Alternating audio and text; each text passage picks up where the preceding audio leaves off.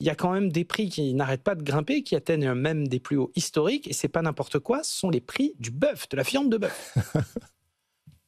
Oui, puis alors, je vous vois sourire, Guillaume, mais il ne faut pas sourire parce que vous savez que la viande de bœuf aux États-Unis, c'est la deuxième viande la plus mangée après le poulet. Donc c'est très important, hein. Et surtout, et je sais que vous aimez ça, Guillaume, Oui. c'est bientôt la saison du barbecue et notamment aux États-Unis.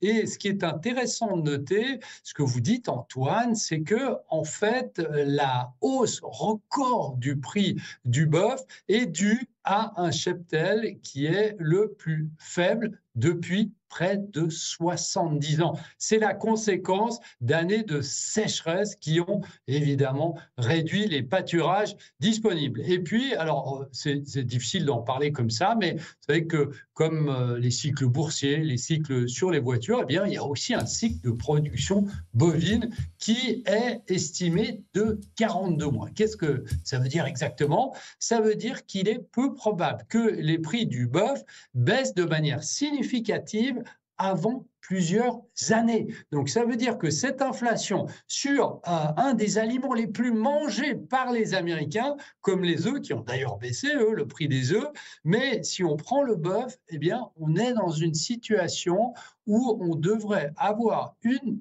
tension qui devrait pousser, et vous voyez très certainement ce que je veux dire, qui devrait pousser le président Trump. On sait qu'il adore les burgers, le président Trump. Eh bien, le président Trump à faire quelque chose, notamment sur l'importation de viande, notamment d'Amérique latine, et essayer de faire baisser les prix du bœuf aux États-Unis. Et oui, parfois les importations peuvent se révéler utiles, effectivement, surtout quand on manque de bœuf. Dans cette saison des barbecues qui ne fait que démarrer aux États-Unis. Non, c'est un vrai sujet, hein. Comme l'été il y a quelques semaines, les œufs, tout Américain qui se respecte commence sa journée devant un œuf. C'est avec des œufs qu'on petit déjeune là-bas. C'est un vrai souci, l'inflation des œufs. On a aussi désormais donc l'inflation du steak.